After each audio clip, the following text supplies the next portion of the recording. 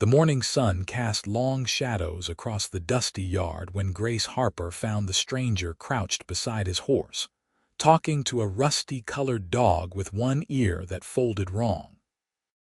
She had been carrying water from the well to the schoolhouse when the sound of gentle commands drifted across the fence line, and something in the stranger's voice made her stop and listen. Fort Worth, Texas in 1876 was still rough around the edges, though it was growing faster than wildfire through dry grass. Grace had arrived 3 months earlier to take the position of schoolteacher, leaving behind the memories of a failed engagement in Virginia and the disappointed eyes of her mother who thought 22 was too old to still be unmarried. The West had seemed like freedom, and mostly it was, except for the loneliness that crept in during the quiet evenings. The cowboy straightened up when he noticed her watching, his hat tilted back enough that she could see sun-weathered features and eyes the color of creek stones after rain. He was tall, with broad shoulders and the kind of presence that suggested he was used to hard work and harder trails. "Morning, madam," he said, his voice carrying that distinctive drawl of someone who had spent years under open skies. "Didn't mean to disturb you." Grace set down her water buckets, wiping her damp palms on her calico skirt. "You're not disturbing me. I was just curious about your dog. He's very well behaved." The cowboy glanced down at the dog, who sat at perfect attention, brown eyes fixed on his master's face. "Copper here has his moments. I've been working with him for near about 6 months now, trying to teach him proper commands. He's good at some things, stubborn about others. What are you trying to teach him?" Grace found herself moving closer to the fence, drawn by the patience in the man's movements and the obvious bond between him and the animal. "Been working on stay mostly. He knows sit and come well enough, but staying put when I need him to, that's been a challenge." He demonstrated, giving the command, but Copper's attention wandered to a butterfly drifting past, and the dog stood up, tail wagging. Grace laughed, the sound surprising her with its lightness.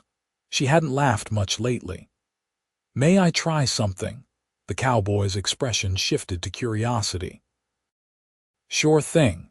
Though I should warn you, he's particular about who he listens to." Grace opened the gate and stepped into the yard, moving slowly so as not to startle the dog. She crouched down to Copper's level, extending her hand for him to sniff. The dog approached cautiously, then his tail began to wag in earnest, and he pressed his muzzle into her palm. "Well, I'll be," the cowboy murmured. "He usually takes a good long while to warm up to strangers." Grace stroked Copper's head, feeling the softness of his fur and the warmth of his trust. She had always had a way with animals, something her father used to say was a gift before he died when she was 16. "Hey there, sweet boy," she said quietly. "You want to show me how smart you are." She stood up and took a few steps back. "Copper, sit."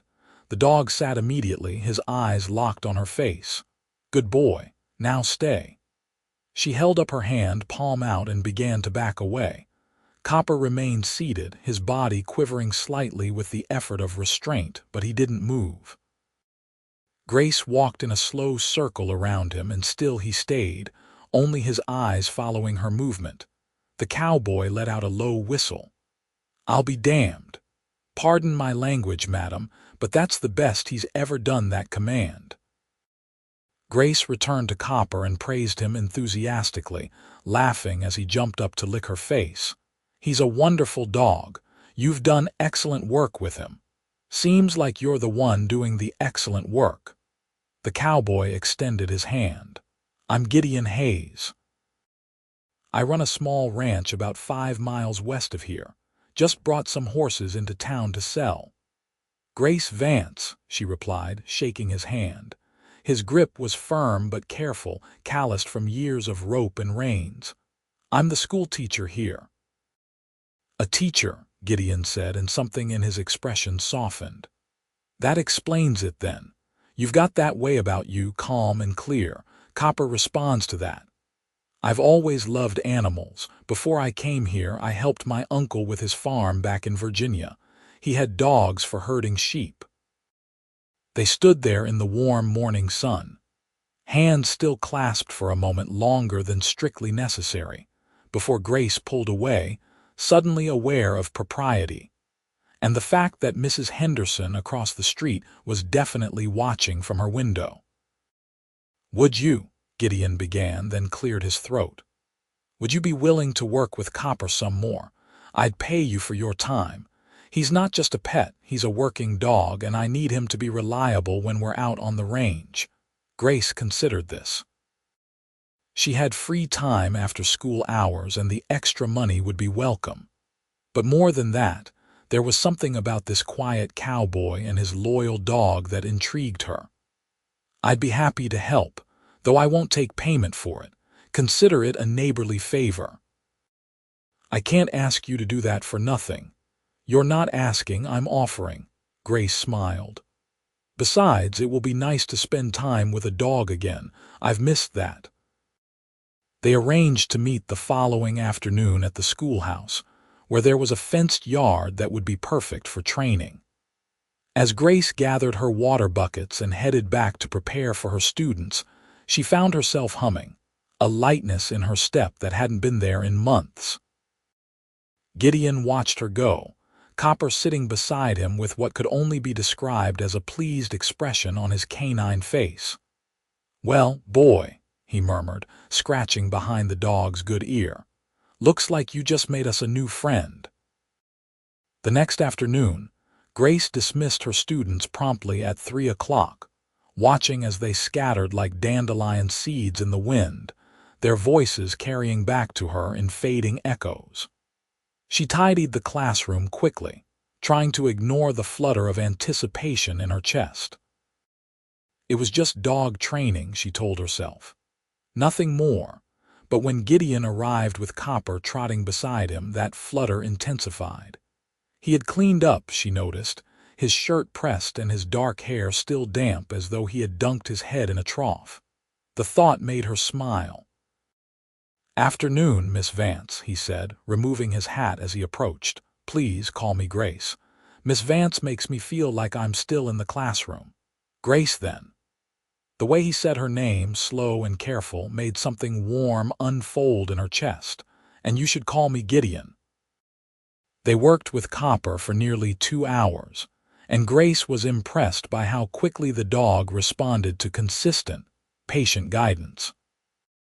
She showed Gideon how to use hand signals along with verbal commands, how to reward immediately so Copper would associate the behavior with the praise, and how to end each session on a positive note so the dog would be eager to work again. "He listens to you better than me," Gideon said at one point, a note of wonder in his voice as he watched Copper perform a perfect downstay at Grace's command. "I've been working with him for months, and he's never been this responsive." "He listens to you just fine," Grace assured him. "You've built a strong foundation. I'm just helping refine it. And honestly, I think he can sense how much you care about him. That matters more than perfect technique." Gideon looked at her with those creek stone eyes, and Grace felt the weight of his attention like sunshine on her skin. "You're kind to say so. Truth is, Copper's been good company since I lost my last dog to old age 2 years back.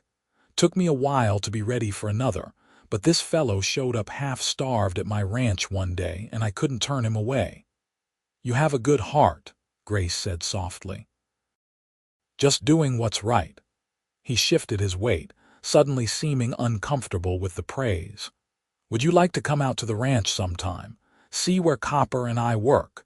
Might help with the training to see what kind of situations he needs to handle." Grace knew she should say no. It wasn't proper for an unmarried woman to visit a bachelor's ranch unchaperoned, but the longing for open spaces and honest conversation was stronger than her concern for gossip. "I'd like that very much. Perhaps this Saturday. I could pick you up in my wagon if you're staying at the boarding house." I am. Mrs. Patterson's place on 3rd Street. I know it. I'll come by around 9 if that suits you. As Gideon and Copper departed, Grace found herself already counting the days until Saturday. She went back inside the schoolhouse to gather her things, only to find Sarah Mitchell, the preacher's wife, waiting by the door with an expression that suggested she had been watching the entire training session. "Grace, dear," Sarah said, her voice dripping with false sweetness. "I couldn't help but notice you've become quite friendly with Mr. Hayes. He asked for help training his dog," Grace replied evenly. "I'm happy to assist. Of course. It's just that, well, a young woman in your position must be so careful about her reputation. People talk, you know."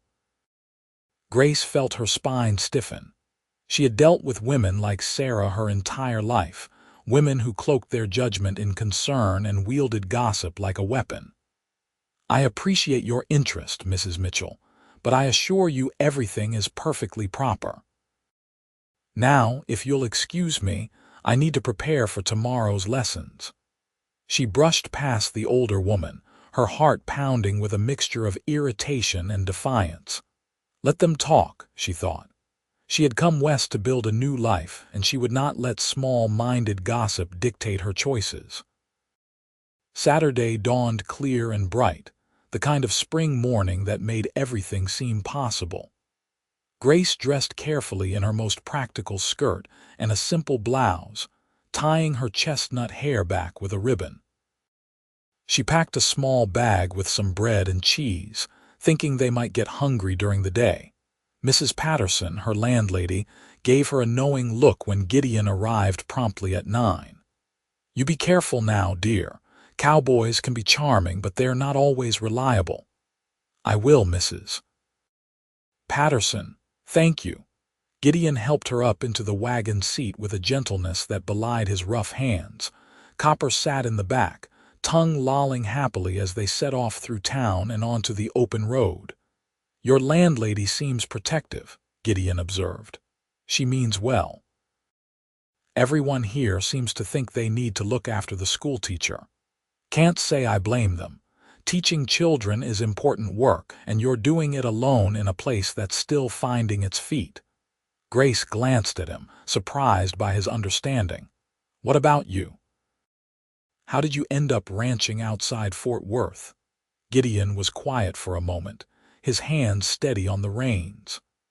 "I came out here after the war, lost my family's farm in Missouri to debt and drought, and figured I'd try my luck in Texas.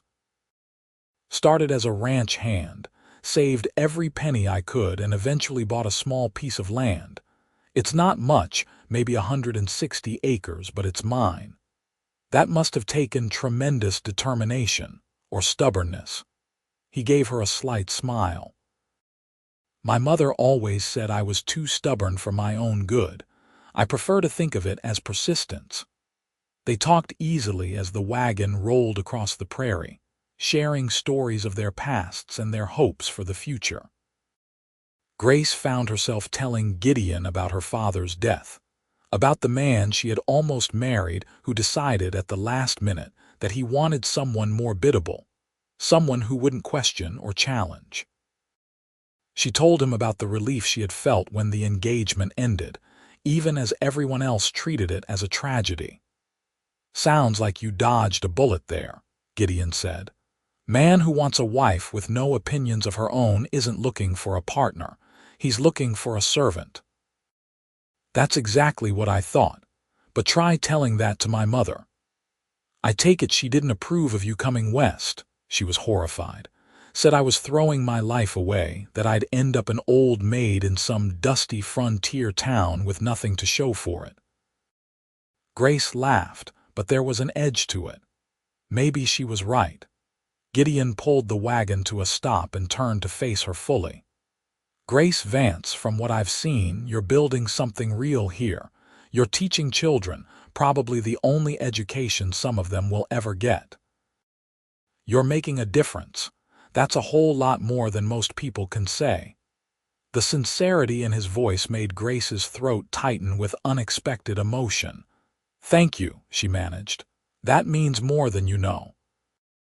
They reached the ranch shortly after, and Grace's first impression was of neat functionality.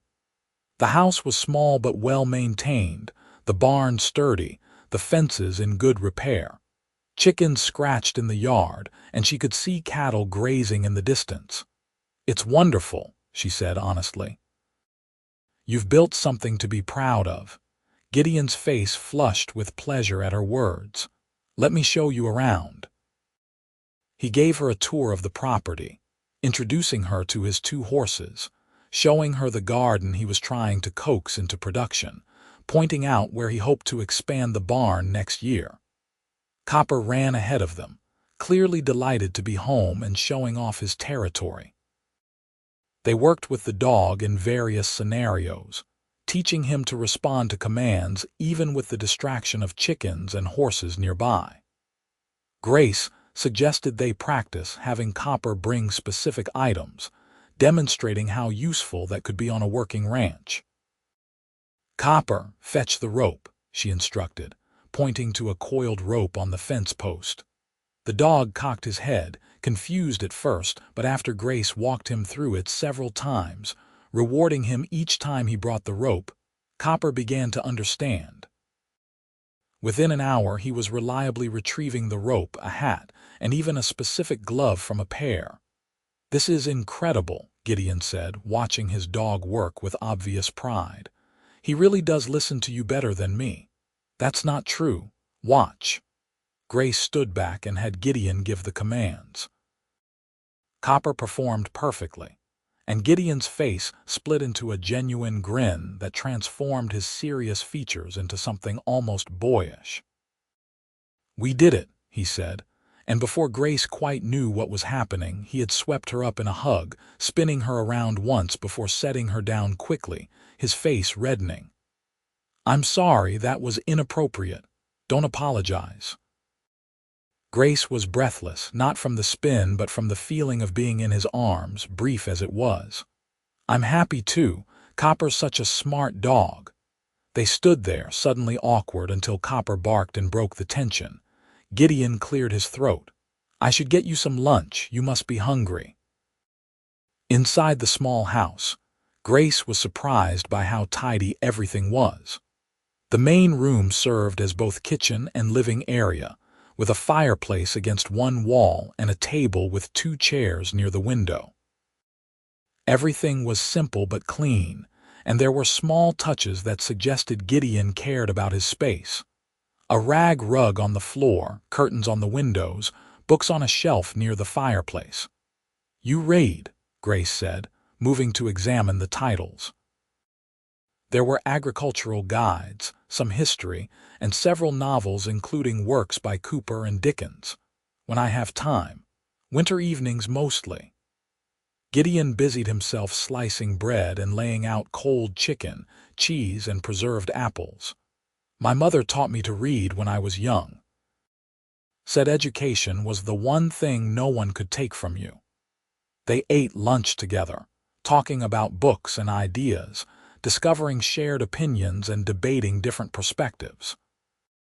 Grace felt something settling in her chest, a sense of rightness she had never experienced before, not even with her former fiancé. After lunch, they returned to working with Copper, and the afternoon passed in a blur of laughter and successful training moments. The dog was responding beautifully, and more importantly, Grace could see the bond between Gideon and Copper strengthening with each successful command. As the sun began to sink toward the horizon, painting the sky in shades of gold and pink, Gideon suggested they should head back to town. "Don't want people talking more than they probably already are," he said with a wry smile. On the ride back, they were quieter, the easy conversation of the morning replaced by a comfortable silence that felt intimate in its own way. When they reached Mrs. Patterson's boarding house, Gideon helped Grace down from the wagon, his hands lingering on her waist. "Thank you for today," he said. "It was the best day I've had in longer than I can remember." "For me too," Grace admitted. "Same time next week. I was hoping you'd say that." His smile was warm and genuine. "Though I was thinking maybe we could have dinner in town first. There's a decent restaurant on Main Street." Grace's heart skipped. This was moving beyond dog training into something else entirely, and she knew it. So did he. "I'd like that very much." As she watched him drive away, Copper looking back at her from the wagon bed, Grace felt the weight of possibility settling over her like a blanket. She was falling for Gideon Hayes, and she suspected he was falling for her too. The next weeks passed in a golden haze of growing affection. Gideon came to town every few days, always with the excuse of training Copper, but both of them knew the dog was already performing far better than necessary. They were simply making excuses to spend time together.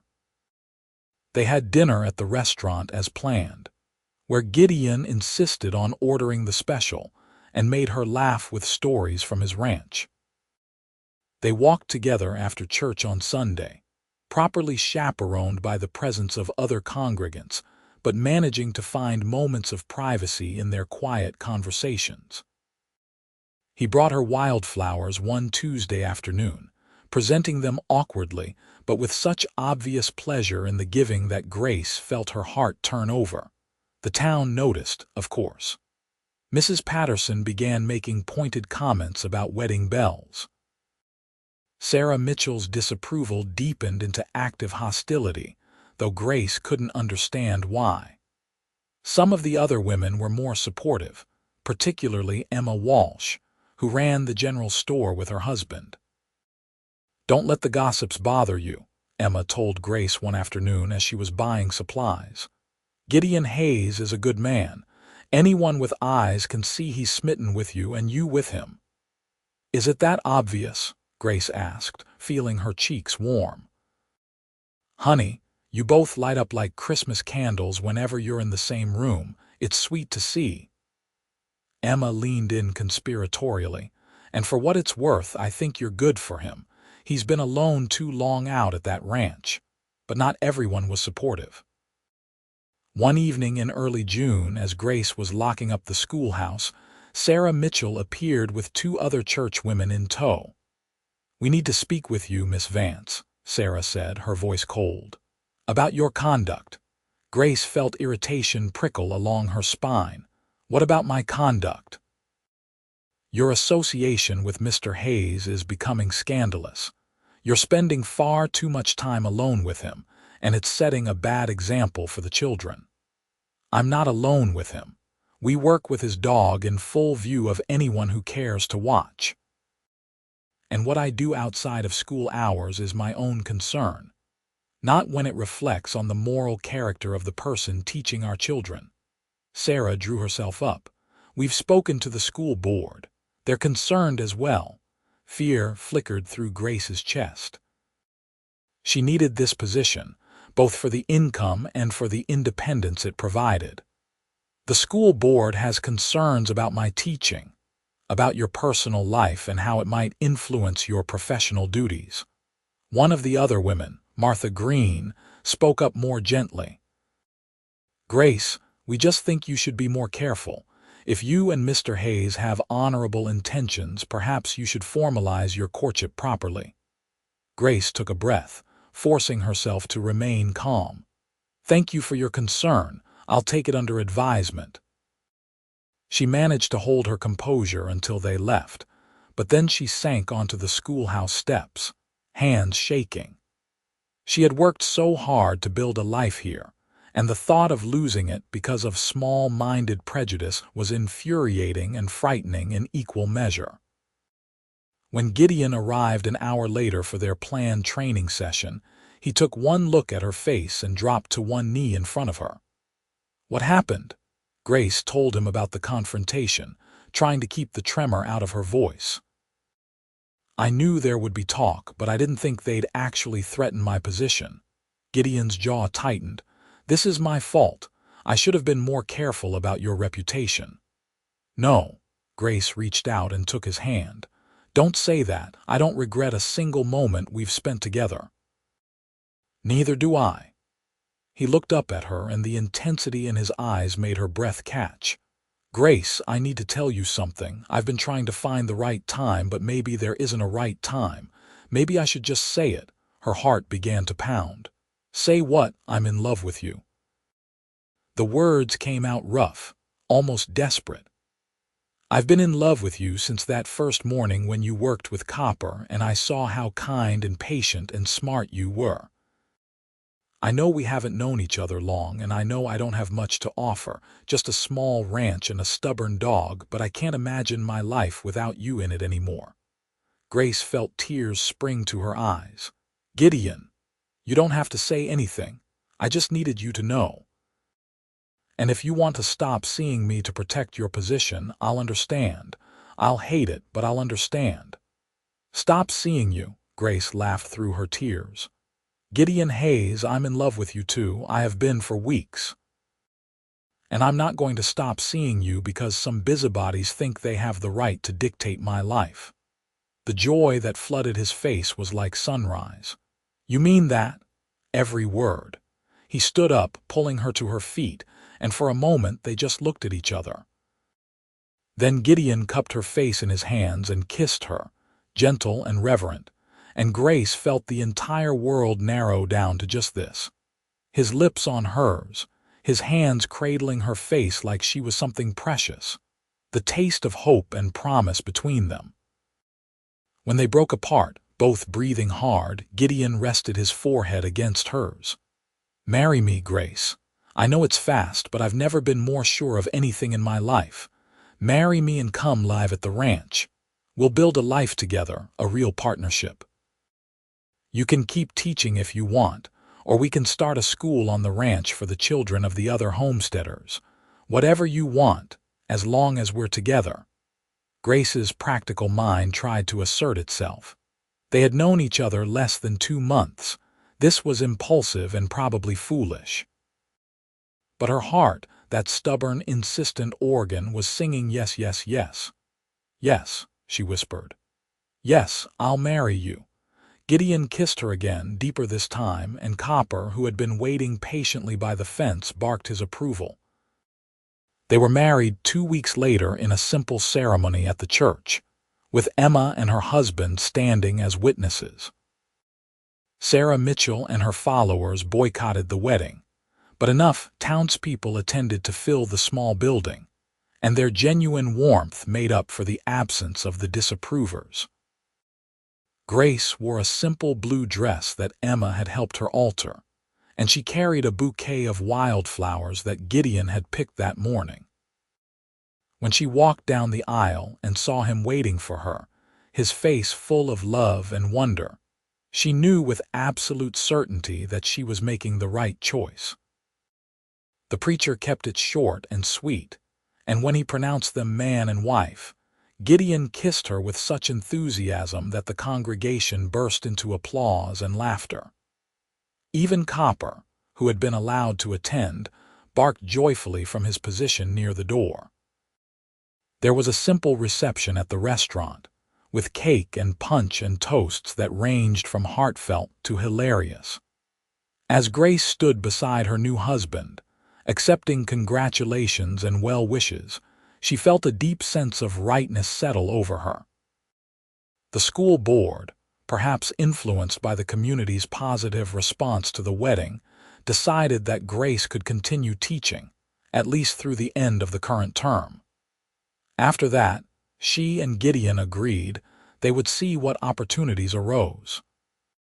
For now, she would make the long ride into town each day, and Gideon would build an addition onto the house where they could potentially hold classes for the children of nearby ranches. Their wedding night was spent at the ranch, in the small bedroom that Gideon had spent the previous week frantically improving. He had built a new bed frame, purchased a real mattress from the general store, and even hung new curtains.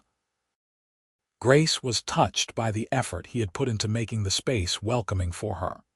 They approached each other with a mixture of desire and nervousness, both virgins fumbling toward intimacy with more enthusiasm than skill. but what they lacked in experience they made up for in genuine affection and patient communication. Gideon was gentle and attentive, constantly checking that Grace was comfortable, and Grace found herself responding with a passion that surprised them both. Afterward, lying tangled together in the dark, Gideon traced patterns on her shoulder with his fingertips. "I can't believe you're really here, that you're my wife." "Believe it," Grace murmured, pressing a kiss to his chest, "because I'm not going anywhere." The early months of their marriage were an adjustment, but a happy one. Grace rose before dawn each day to help Gideon with the morning chores before riding into town to teach. It was exhausting, but she found a deep satisfaction in the rhythm of it. The physical labor of ranch work, the mental engagement of teaching, the emotional fulfillment of building a life with someone she loved. Copper became her shadow, following her everywhere when she was at the ranch. The dog seemed to sense that Grace was now a permanent fixture and appointed himself her personal guardian. When she worked in the garden, he lay in the shade nearby. When she hung laundry, he sat watching. When she cooked dinner, he positioned himself where he could keep an eye on both her and Gideon.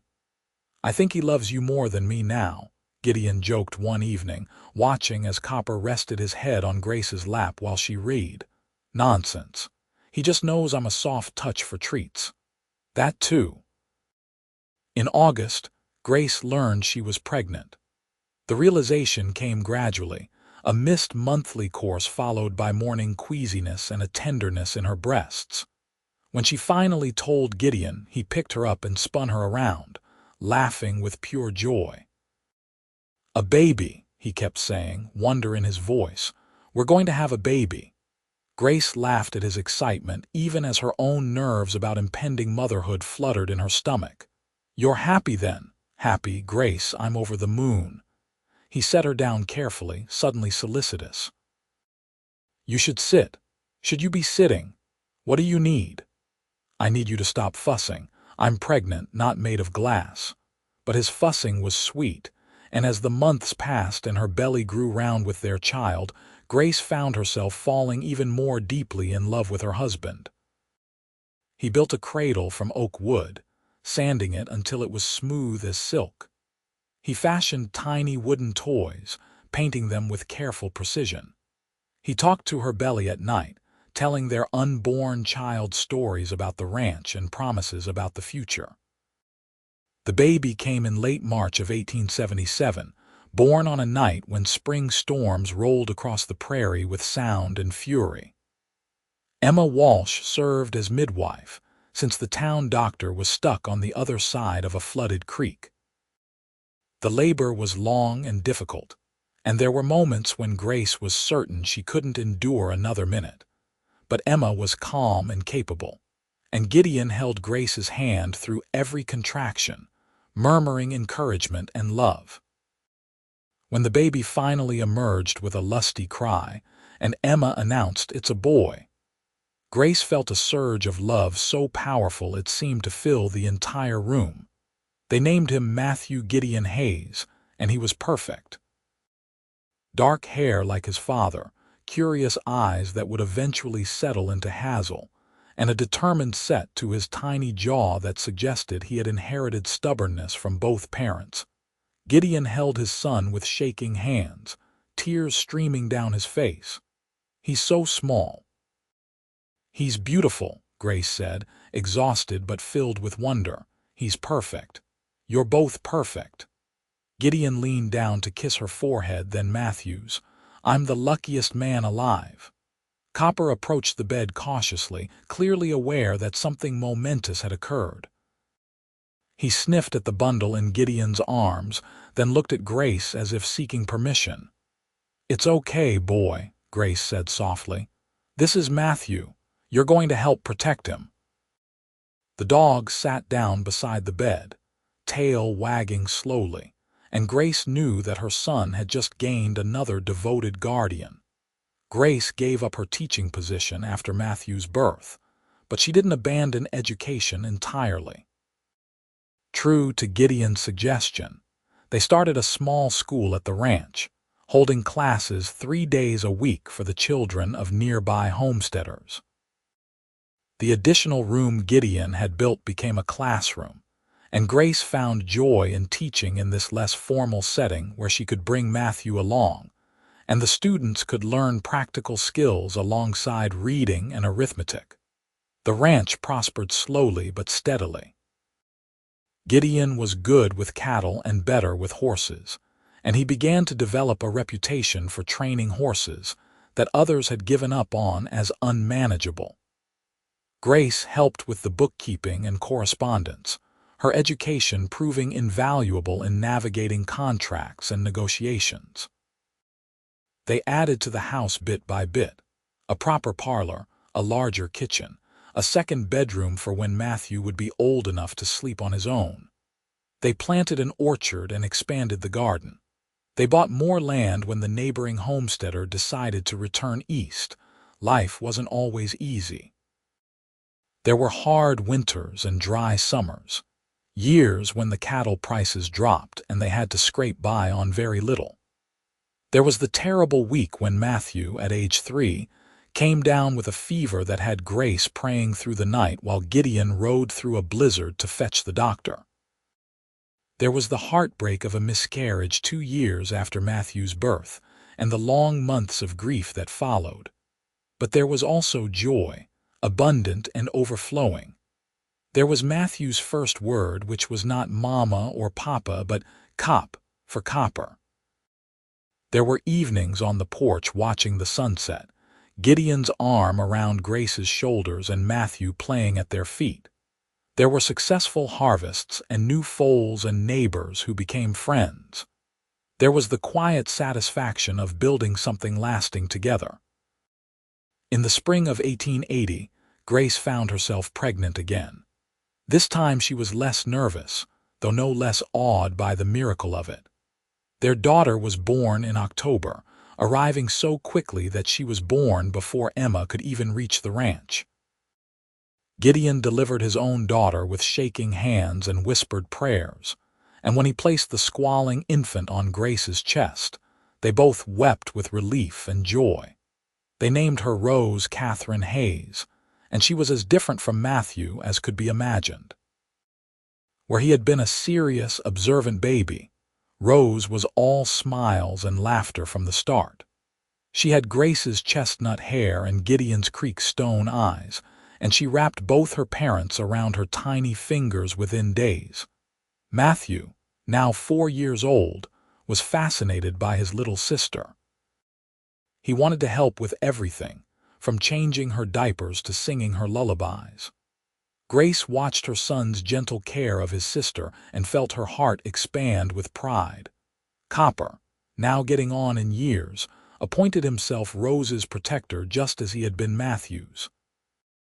The old dog would lie beside her cradle for hours, rising only when necessary and always keeping one ear cocked for any sound of distress from the baby. As the years passed, the Hayes family became a fixture in the growing community around Fort Worth. Grace's school expanded, eventually requiring her to hire another teacher to help manage all the students. Gideon's reputation as a horse trainer spread far enough that people came from as far as Dallas to buy his horses or seek his expertise. Matthew grew into a sturdy, thoughtful boy who loved the ranch and showed every sign of following in his father's footsteps. Rose was bright and spirited, equally comfortable helping her mother in the garden or begging her father to teach her to rope. She had no patience for sitting still, and Grace often joked that raising Rose was like trying to contain a whirlwind. In 1885, when Matthew was 8 and Rose was 5, they added to their family once more with the birth of twin boys, Samuel and Daniel. This pregnancy had been unexpected, and the discovery of twins initially terrifying, but both boys were born healthy and strong, and the household erupted into joyful chaos. Copper lived long enough to meet the twins, though by then he was ancient in dog years and spent most of his time sleeping in the sun.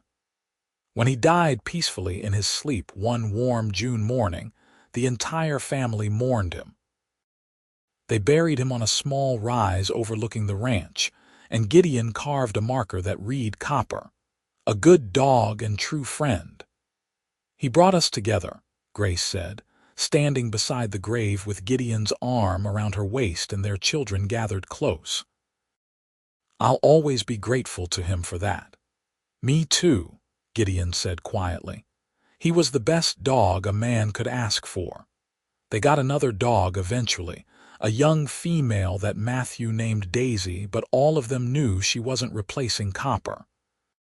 She was her own dog, with her own personality and place in the family. Still, Grace sometimes caught Gideon looking at Daisy with a soft expression, and she knew he was remembering that rusty-colored dog with the folded ear and the day everything changed. The 1880s brought continued growth and challenges. Fort Worth was becoming a real city, with railroads and stockyards and all the bustle and problems that came with expansion. The Hayes Ranch remained somewhat apart from the rapid urbanization, but it was impossible not to be affected by the changes. Grace's school had to close when a proper town school was built with professional facilities and certified teachers. She was sad to see it end, but she threw herself into other pursuits. She started a lending library from their home, collecting books and sharing them with neighbors. She organized a women's group that met monthly to discuss literature and current events, defying the expectations that frontier women should concern themselves only with domestic matters. Gideon expanded into breeding cattle as well as horses, and his business acumen, sharpened by Grace's education and advice, served him well. They were never wealthy by the standards of the big ranchers, but they were comfortable and secure in a way that would have seemed impossible in those early days. Their children grew and flourished.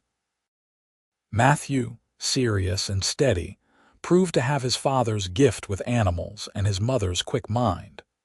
Rose was a force of nature, equally likely to be found climbing trees or demanding her father teach her to read ranch account books. The twins, as they grew from babies to toddlers to young boys, developed distinct personalities. Samuel quiet and artistic, Daniel gregarious and adventurous. Through it all, Grace and Gideon's love deepened and matured. The passionate urgency of early romance settled into something richer and more complex. A partnership built on mutual respect, shared goals, and genuine friendship alongside the enduring physical attraction. They still made time for each other despite the demands of children and ranch, stealing moments of privacy where they could reconnect and remember why they had chosen each other. On their 10th anniversary in 1886, Gideon surprised Grace by taking her back to the spot where they had first met, the fence line near the old schoolhouse where she had watched him work with Copper. "I was thinking about that morning," he said, holding her hand as they stood in the familiar space. "How I had no idea my whole life was about to change. I was just a lonely cowboy trying to train a stubborn dog. And I was just a schoolteacher carrying water," Grace added. "Running from a past I didn't want and uncertain about the future. Do you regret it? Giving up teaching, tying yourself to a ranch and a cowboy." Grace turned to face him fully, seeing the vulnerability in his question. After 10 years and 4 children, he could still doubt himself, still worry that he wasn't enough.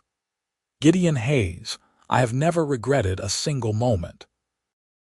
You gave me a life I didn't know I wanted, a family I didn't dare dream of. You gave me yourself, and that's the greatest gift I've ever received." He kissed her then, tender and deep, and when they broke apart, he pulled a small package from his pocket. "I have something for you." Inside was a delicate silver locket. When Grace opened it, she found a tiny photograph of their family on one side and an inscription on the other. He listens to you better than me. Grace laughed, recognizing the words from that first training session. You remembered. I remember everything about that day. How the sun was shining, how you laughed when Copper licked your face, how I knew even then that you were going to be important to me. Gideon took the locket and fastened it around her neck. You saw something in Copper that I couldn't see. You saw potential and goodness. You saw me the same way, Grace. You saw who I could be with the right partner. You saw me too, Grace whispered, touching the locket. You saw past the failed engagement and the fear. You saw the person I wanted to become. They held each other as the sun set, painting the Texas sky in brilliant shades of orange and pink, and Grace felt the weight of gratitude and love settle over her like a blessing. The years continued to unfold. The children grew, each finding their own path. Matthew took over more and more of the ranch operations, showing such skill and dedication that Gideon began to talk seriously about eventually turning the business over to him entirely. Rose shocked everyone by announcing at age 12 that she wanted to be a veterinarian, having read about a woman who had earned such a degree back east. Grace and Gideon, determined to support their daughter's ambitions no matter how unconventional, began saving money for her education. The twins remained inseparable, developing a language all their own and showing signs of the same stubborn determination that characterized the entire Hayes family. In 1891, Grace's mother came to visit from Virginia, her first trip west. Grace had stayed in sporadic contact through letters, but they had not seen each other since Grace left for Texas 15 years earlier. She was nervous about the reunion, uncertain how her mother would judge the life she had built. But when the older woman stepped off the train and saw Grace waiting with Gideon and the children, her stern expression crumbled. "My dear girl," she said, embracing Grace tightly, "look at you. You're radiant." The visit lasted 3 weeks, and by the end of it, Grace's mother had to admit that her daughter had chosen well. She was charmed by Gideon's quiet courtesy and impressed by the ranch's prosperity. She doted on her grandchildren and marveled at the life Grace had built for herself. "I was wrong," she said on the day before her departure, sitting with Grace on the porch while the children played in the yard. "I thought you were running away, throwing your life away on some foolish Western adventure, but you were running toward something, weren't you? Toward this life, this family, this man who looks at you like you hung the moon." Grace felt tears prick her eyes. "I didn't know it at the time, but yes, I was running toward Gideon and the life we could build together. I'm proud of you, daughter.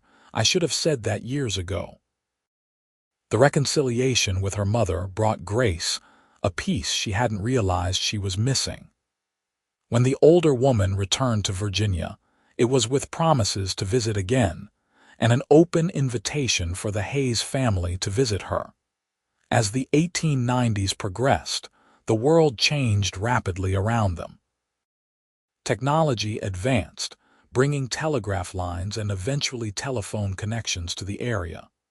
Fort Worth continued to grow, transforming from a frontier outpost into a thriving city. The open range that Gideon had known in his early days vanished behind fences and property lines. But on the Hayes Ranch, the fundamental rhythms remained the same. Cattle still needed tending, horses still needed training, crops still needed planting and harvesting. The work was hard but satisfying, and Grace and Gideon faced it together, their partnership as strong as ever. In 1896, on their 20th anniversary, they threw a large party, inviting everyone from the nearby ranches and town. Emma Walsh, now a grandmother herself, gave a toast that brought tears to many eyes. 20 years ago, I watched these two fall in love over a dog who needed training," she said, raising her glass. "I've watched them build a life together, raise a family together, face hardships, and celebrate triumphs together. They've shown all of us what a real partnership looks like. To Grace and Gideon, may you have 20 more years of happiness together. 20 more at least, Gideon corrected, pulling Grace close and kissing her to the applause and cheers of their friends and family. Matthew, now 19 and fully a man, had taken a young woman named Elizabeth as his sweetheart, and there was talk of a wedding the following spring. Rose, at 16, was preparing to leave for veterinary school in the fall, her trunk already half packed with books and supplies. The twins, at 11, were still young enough to be content at home, but Grace could see the future approaching when they too would forge their own paths. "It goes so fast," she said to Gideon that night after the party, lying in his arms in their bed. "I feel like we just got married yesterday and now Matthew's talking about starting his own family. I know. Sometimes I look at them and I still see babies and then I blink and they're nearly grown." Gideon tightened his arms around her. "But we still have each other. That doesn't change." "No," Grace agreed softly. "That doesn't change. That's the one constant in all of this, you and me." "You and me," Gideon echoed. "Always." The years that followed brought the joys and sorrows that come with a long life fully lived. Matthew married his Elizabeth in a beautiful ceremony at the ranch, and within a year, Grace and Gideon became grandparents to a healthy baby girl. Rose succeeded in becoming one of the few female veterinarians in Texas, eventually returning to the area to open her own practice and becoming a respected member of the community.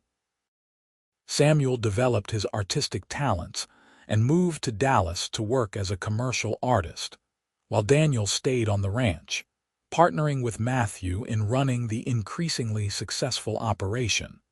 There were losses, too. Emma Walsh passed away peacefully in her sleep at the age of 72, and Grace mourned the loss of the woman who had been both midwife and friend. A drought in 1901 tested the ranch's resources, and a hard winter the following year cost them some cattle. Grace's mother died in 1903, and though their relationship had been complicated, Grace grieved the loss deeply. But through it all, Grace and Gideon remained each other's anchor and comfort. They grew old together, their hair graying and their movements slowing, but the essential connection between them never wavered. They still made each other laugh. They still sought each other's counsel on important decisions. They still came together in the quiet of the night, their lovemaking perhaps less frequent but no less meaningful. On a warm evening in May of 1906, 30 years after that first morning by the schoolhouse fence, Grace and Gideon sat on their porch watching the sunset. Their grandchildren, now numbering 7 with more on the way, played in the yard under the watchful eyes of Matthew and Elizabeth. Rose was visiting from town, and the twins had both come home for Sunday dinner. "We did well, didn't we?" Gideon said, his hand finding Grace's as it always did. "With all of this with them?" Grace looked at the scene before her. The ranch they had built together, the children they had raised, the grandchildren who carried their legacy forward. She thought about the frightened young woman she had been, arriving in Fort Worth with her heart bruised and her future uncertain. She thought about the lonely cowboy with a stubborn dog, looking for someone to help him. "We did better than well," she said, squeezing his hand. "We did magnificent." "I love you, Grace Hayes. I've loved you for 30 years, and I'll love you for 30 more if we're lucky enough to have them." "I love you too, Gideon. Always have, always will."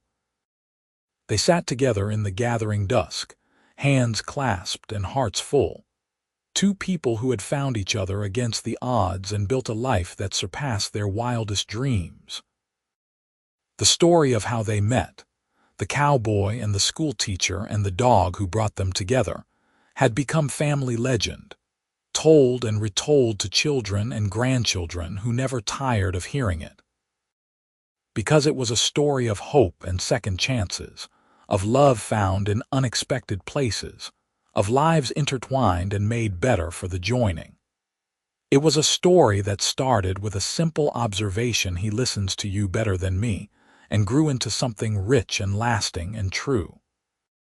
As the stars began to emerge in the darkening sky above the Texas prairie, Grace and Gideon Hayes sat together, surrounded by the evidence of a life well lived and a love that had endured. They had faced the challenges of frontier life together, raised a family together, built a legacy together. And through it all, they had never lost sight of what mattered most: their love for each other and their commitment to the life they had chosen. The ranch would continue long after them, passed down through generations of Hayes children who would carry forward the values and lessons their grandparents had taught them. The story of Grace and Gideon would become part of the family's mythology, a reminder that sometimes the most important moments in life come when we least expect them, that love can bloom in the most ordinary of circumstances, and that a partnership built on mutual respect, genuine affection, and shared purpose can weather any storm. As night fell completely and the family began to gather for the evening meal, Grace and Gideon rose from their chairs, hands still clasped, and walked inside together. Behind them, the Texas sky blazed with stars, the same stars that had witnessed the beginning of their story and would shine on long after they were gone, silent testimony to a love that had transformed two separate lives into one beautiful, enduring whole. Their journey from that first meeting to this moment had been long and sometimes difficult, but neither of them would have changed a single step of it. Because every challenge overcome had made them stronger, every joy shared had made them richer, and every year together had deepened the love that had started with a cowboy, a schoolteacher, and a dog who brought them together. It was a story of the West, of hard work and perseverance, of communities built from nothing and families forged in adversity. But more than that, it was a love story, pure and simple, the kind that reminds us that the best things in life often come when we're not looking for them, and that opening our hearts to possibility can lead us to places we never imagined but were always meant to be. And so Grace and Gideon Hayes lived out their days on the ranch they had built together, surrounded by the family they had created, secure in the knowledge that they had found in each other exactly what they had been searching for, even when they hadn't known what that was. They had discovered that love wasn't about grand gestures or perfect moments, but about showing up every day, choosing each other again and again, and building something together that was greater than either of them could have achieved alone. Their legacy lived on not just in the land and the buildings, not just in the children and grandchildren who bore their names, but in the example they set of what a true partnership could be. They had shown that love could flourish even in harsh conditions, that commitment could endure through hardship, and that two people who choose to walk through life together can create something beautiful and lasting. As the seasons continued to turn and the years rolled on, the Hayes Ranch remained a testament to what Grace and Gideon had built together. The house expanded and evolved with each generation, but the heart of it remained the same. The bedroom where they had slept together for decades, the porch where they had watched countless sunsets, the land they had worked side by side to make productive. Matthew and Daniel ran the ranch with skill and dedication, implementing new techniques while respecting the traditions their parents had established. Rose's veterinary practice thrived, and she became known throughout Texas for her expertise and compassion. Samuel's artwork gained recognition, but he always credited his parents with teaching him to see beauty in ordinary things. The grandchildren grew up hearing stories about grandfather Gideon and grandmother Grace, about how they had met and fallen in love, about the life they had built together. They learned about hard work and integrity, about treating people with respect and animals with kindness, about the importance of education and the value of the land. In the summer of 1910, Grace and Gideon celebrated their 34th anniversary quietly, just the two of them. They were both in their 60s now, their bodies showing the wear of decades of hard work, but their spirits remained strong. They took a walk together, as they did most evenings, following the same path they had walked thousands of times before. "You remember what you said to me that first day?" Grace asked. "About Copper listening to me better than you," Gideon smiled, the expression creating familiar creases around his eyes. "I do. It was true, too, that dog took to you immediately. I think it was because I loved him immediately. Animals sense that. People sense it, too." Gideon stopped walking and turned to face her. "I sensed it in you, Grace. Your capacity for love, your generous heart. That's what drew me to you, even before I understood what was happening." "You made me believe in love again," Grace said softly. "After my engagement failed, I thought maybe I wasn't meant for that kind of happiness. But you showed me differently. We showed each other." Gideon pulled her close, and they stood together in the fading light. Two people who had become so intertwined over the decades that it was impossible to imagine one without the other. They walked back to the house as darkness fell, their steps slower than they used to be, but no less certain. Inside, the house was warm and welcoming, filled with the evidence of a life shared. Photographs on the walls, books on the shelves, quilts Grace had made, furniture Gideon had built. That night, they sat together in their bedroom, Grace brushing out her long hair, now more silver than chestnut, while Gideon removed his boots with a sigh of relief. "My feet aren't what they used to be," he admitted. "Nothing is what it used to be," Grace said with a smile. "But I wouldn't trade these years for anything." "Me neither." Gideon moved to help her with her hair, running the brush through it with gentle strokes. It was a ritual they had developed over the years, a moment of quiet intimacy at the end of each day. "I'm a lucky man, Grace Hayes." "We're both lucky. We found each other." They climbed into bed, the same bed Gideon had built when they first married, now worn smooth by decades of use. Grace nestled against Gideon's side, her head on his shoulder, his arm around her waist. It was a position they had assumed countless times, as natural as breathing. "I love you," Gideon murmured into her hair. "I love you too," Grace replied, as she had replied every night for 34 years. They drifted off to sleep together, two hearts beating in comfortable synchrony, two lives so thoroughly blended that they had become a single story. The years continued to pass, bringing the inevitable changes that time brings. Gideon's hair turned completely white, and he developed a limp from an old riding injury that finally caught up with him. Grace's eyesight weakened, requiring her to use spectacles for reading and close work. But they adapted, supporting each other through each new challenge, finding humor in the indignities of aging and comfort in their continued partnership. In 1915, as Europe erupted in war and the world changed in ways they could never have imagined when they first met, Grace and Gideon celebrated their 40th anniversary. The family threw another large party, and once again Emma Walsh's daughter gave a toast, echoing her mother's words from 2 decades earlier. The house was full of people, children and grandchildren, friends old and new, neighbors from the surrounding ranches.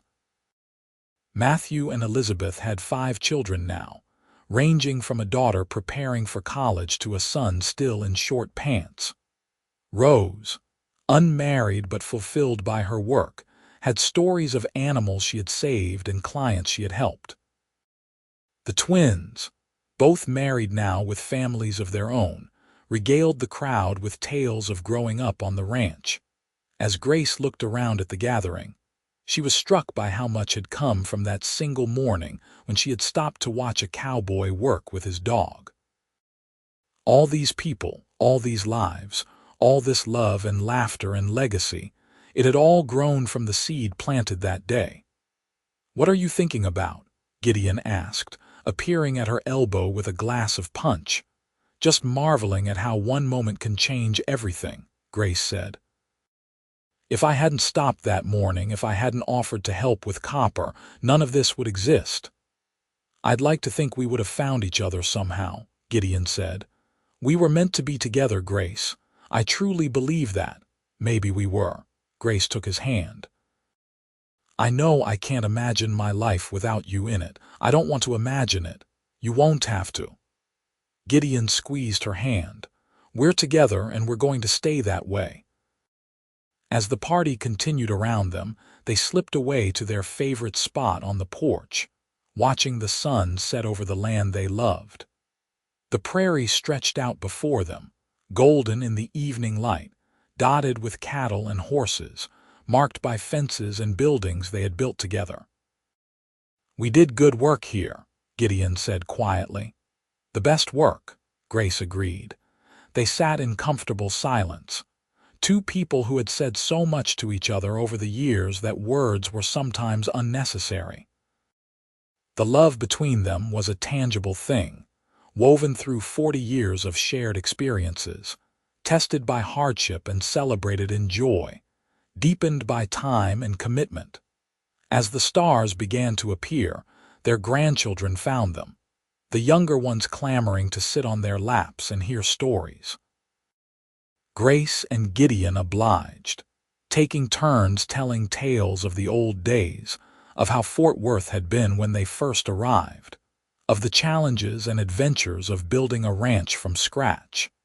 But the story the children always wanted to hear most was the story of how their grandparents met.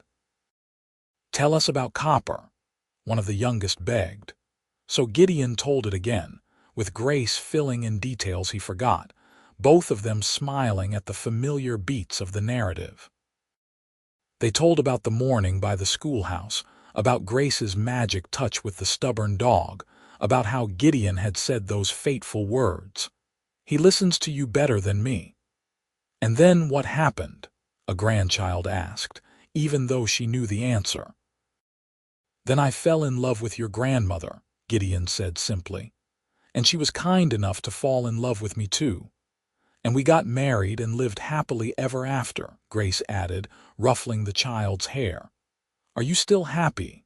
the little girl asked with the directness of the very young.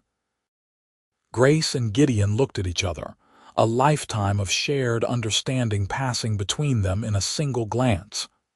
"Every single day," Grace said. "Every single day," Gideon echoed.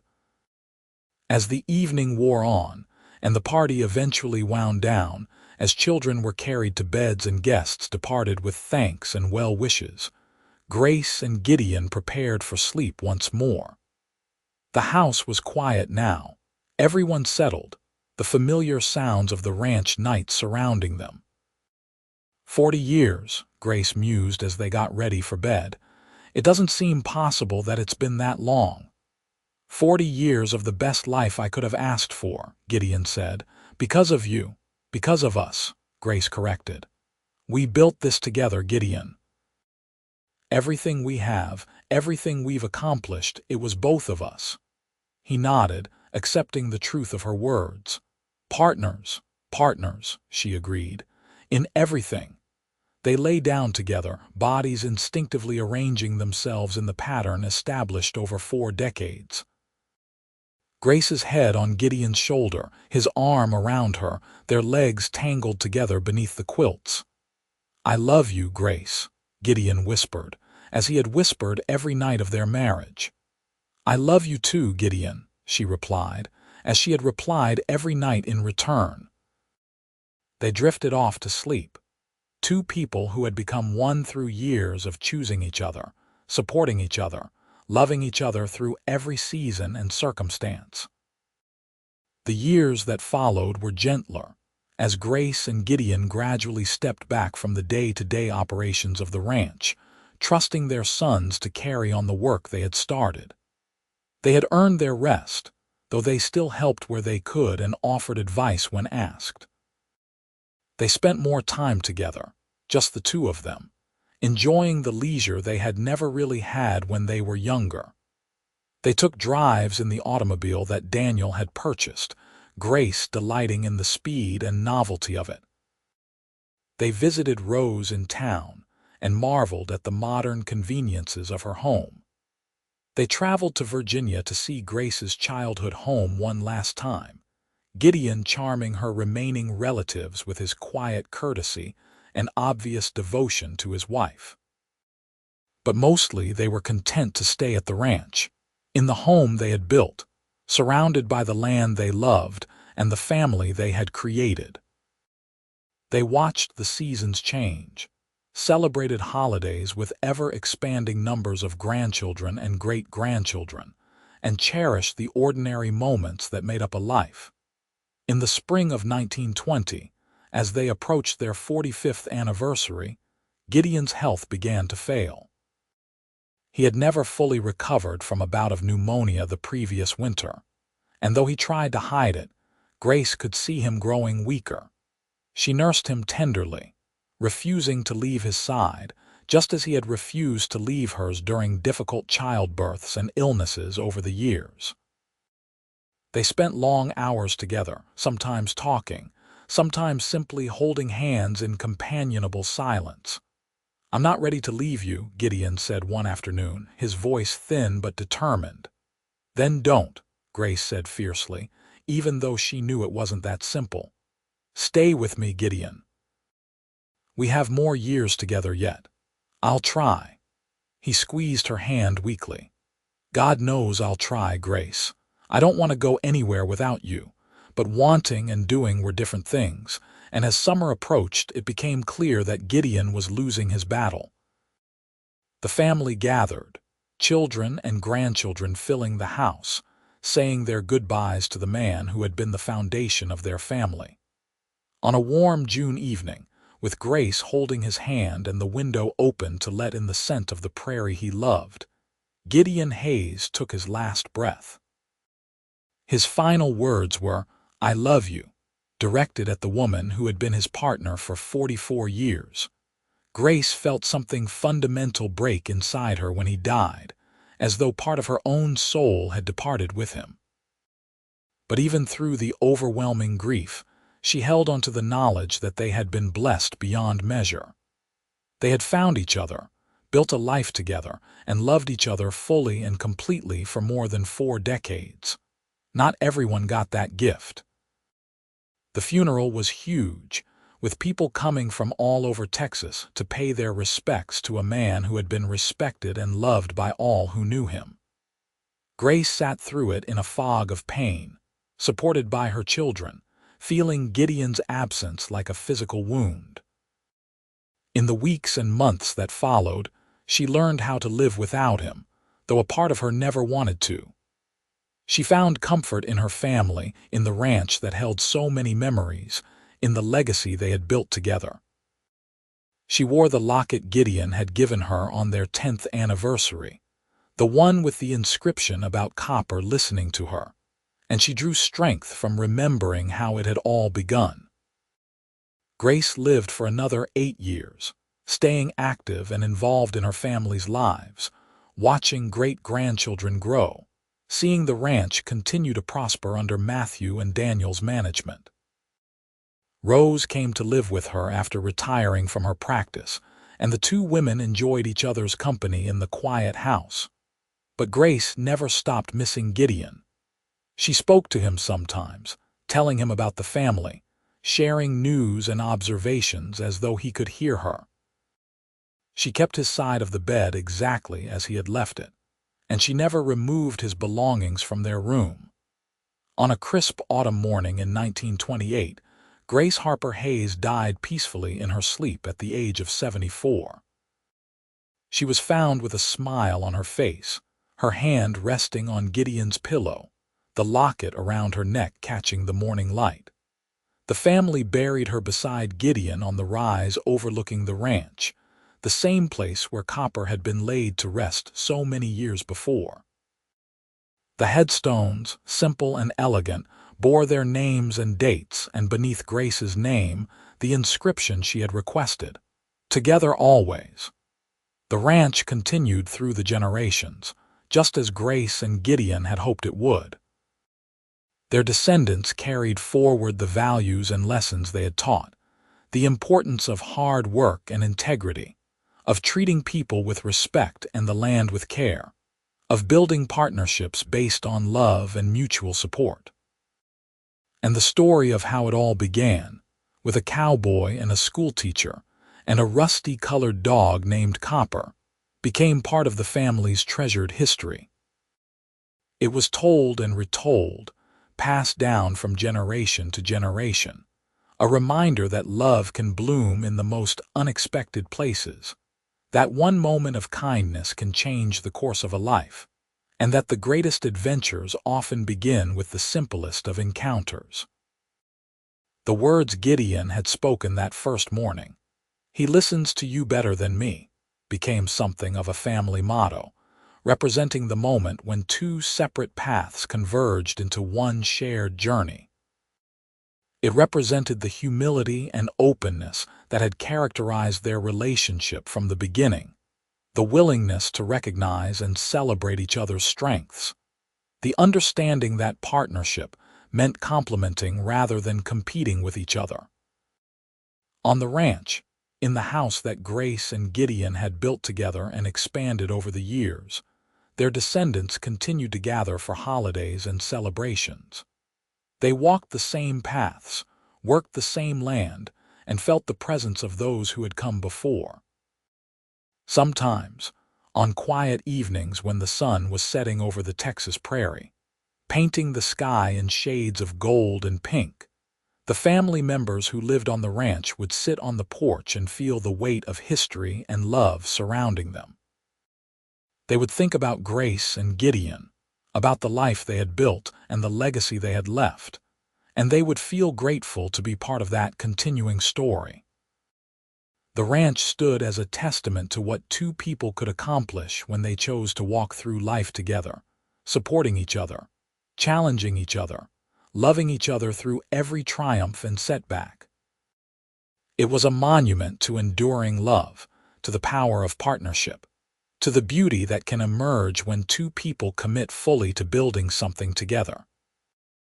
And somewhere in whatever place exists beyond this world, Grace and Gideon were together still, hands clasped, hearts joined, watching over the family and the land they had loved so well. Their story had ended in this world, but the love they had shared, the life they had built, the legacy they had created, those things lived on. It was a story that had started with a dog who needed training and a chance encounter by a schoolhouse fence. It had grown into something rich and lasting, a love that had weathered every storm and emerged stronger for it, a partnership that had created not just a family but a dynasty, not just a ranch but a home that would stand for generations. Grace and Gideon Hayes had found each other in the wild Texas frontier of 1876, two people looking for something they couldn't quite name.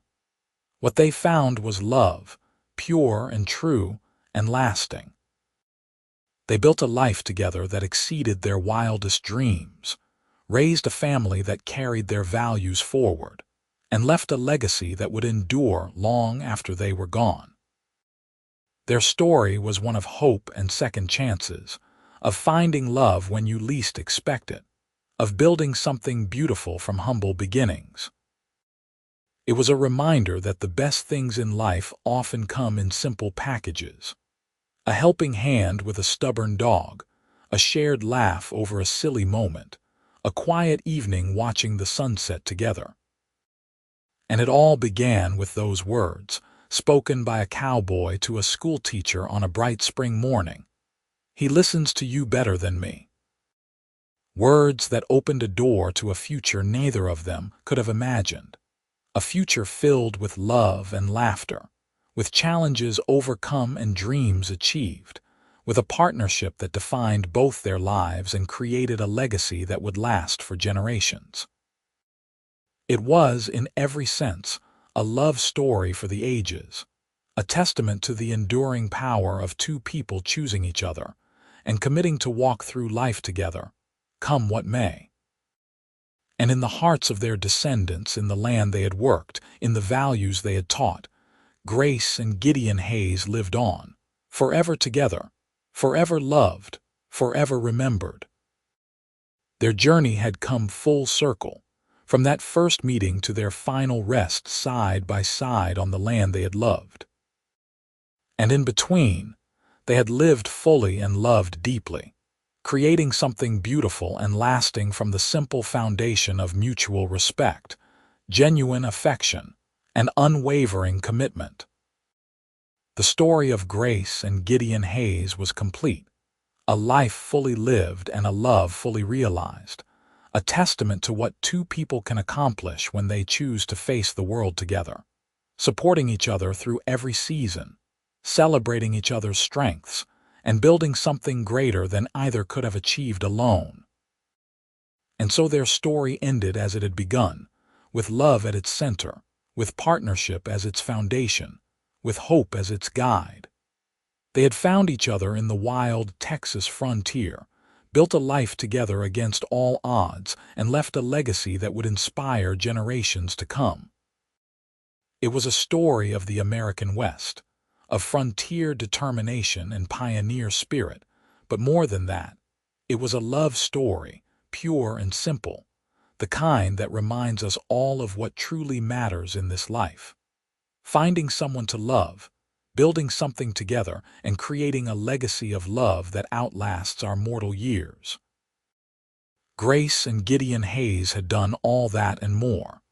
They had lived, they had loved, and they had left the world better than they found it. And in the end, that was the greatest achievement of all,